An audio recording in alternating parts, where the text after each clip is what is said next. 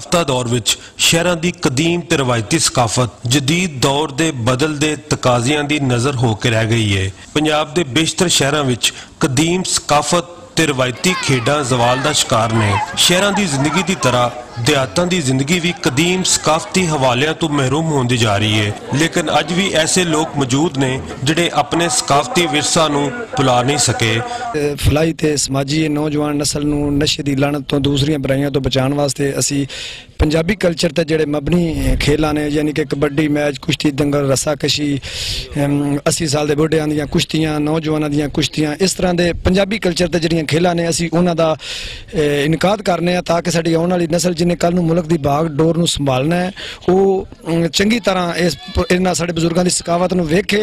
मैनूं इस गल की बेहद खुशी है कि अपना चैनल वाले ने साडा इस पंजाबी कल्चर जिहड़ा कि साडे बजुर्गों की सकावत है इनू दुनिया नूं विखाण वास्ते साडे नाल तावन कीता। मैं बेहद मशकूर हाँ और इंशाअल्लाह ताला आउण वाले वक्त दे विच जिला गुजरांवाला दे साबका रवायत के मुताबिक जिला गुजरांवाला बाहर के जितने भी बड़े स्टेशन उत्थे इंशाअल्लाह इस तरह के प्रोग्राम करावांगे और जिला गुजरांवाला दे विचों इंशाअल्लाह ताला मनशियात मकावांगे। पंजाबी खेलों का ये मेला ये खेडां हर साल असीं करवाने आ। पिछले तकरीबन 10 साल तो असीं करवा रहे हैं। गुजरांवाला दे नवाई इलाके एमनाबाद विच स्पोर्ट्स वेलफेयर एसोसीएशन गुजरांवाला दे ज़रिए तमाम सालाना पंजाबी खेड मेला का इनकाद किया गया। इस मेले विच पंजाब दीयां रिवायती खेडां कुश्ती, कबड्डी, रस्साकशी, वेट लिफ्टिंग ते पत्थर चुकन दे मुकाबले ते दीगर खेडां पेश कीतियां गईयां। इस मेले नूं वेखण लई मुख्तलिफ शहरां ते पिंडां तो आए लोकां ने बड़े ज़ौको शौक नाल शिरकत की।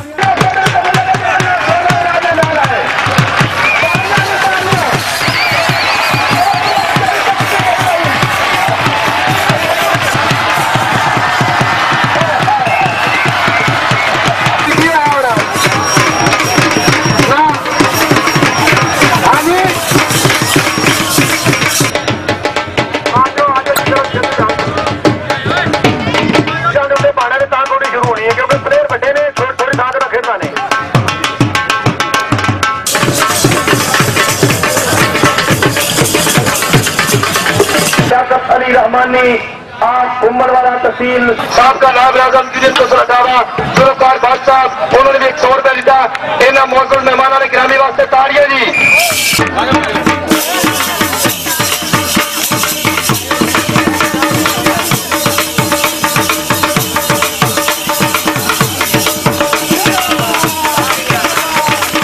करते हैं और मैनू बहुत खुशी है कि अज नौजवान नस्ल के प्रोग्राम नौजवान ही मेहमान खसूसी आए हैं और उन्होंने आउंदिया सार ही बहुत अच्छे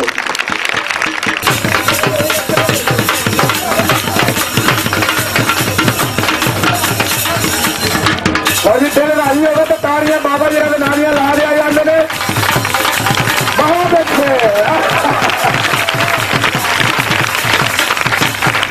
चांस कोई नहीं, दोबारा नहीं आएगा कोई भी है।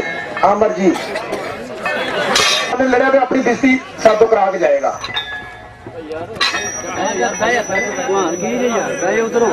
जी काशिफ पहलवान लो जी 150 किलो ये कितने मन बनता जी? पौने 4 मन। Very good.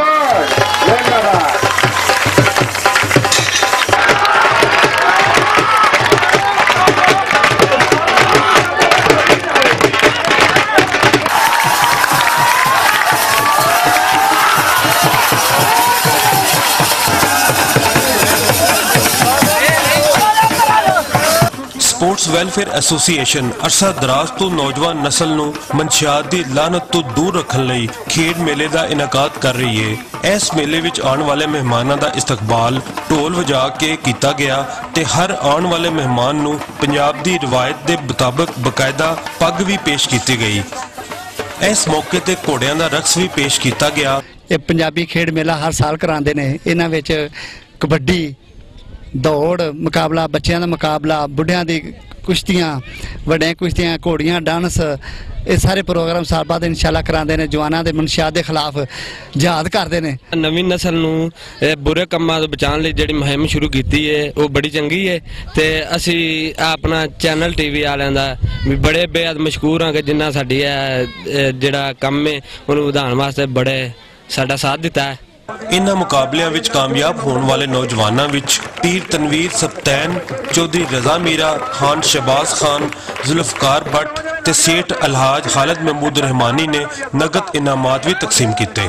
ਇਨਸਾਨ ਜਿੰਨਾ ਵੀ ਦੂਰ ਨਿਕਲ ਜਾਏ ਲੇਕਿਨ ਆਪਣੇ ਮਰਕਜ਼ ਵੱਲ ਵਾਪਸ ਜ਼ਰੂਰ ਆਉਂਦਾ ਹੈ। ਅਸੀਂ ਜਿੰਨਾ ਵੀ ਤਰੱਕੀ ਯਾਫਤਾ ਦੌਰ ਵਿੱਚ ਦਾਖਲ ਹੋ ਜਾਈਏ ਆਪਣੇ ਅਸਲ ਤੋਂ ਜੁਦਾ ਨਹੀਂ ਹੋ ਸਕਦੇ। ਸਾਡੀਆਂ ਮੁਆਸ਼ਰਤੀ ਇਕਦਾਰ, ਰਸਮਾਂ ਤੇ ਰਵਾਇਤਾਂ ਹੀ ਸਾਡੇ ਵਸੇਬ ਦਾ ਅਸਲ ਹੁਸਨ ਨੇ। ਕੈਮਰਾਮੈਨ ਅਮਰ ਮੁਗਲ ਦੇ ਨਾਲ ਇਕਬਾਲ ਮਿਰਜ਼ਾ, ਆਪਣਾ ਨਿਊਜ਼ ਗੁਜਰਾਂਵਾਲਾ।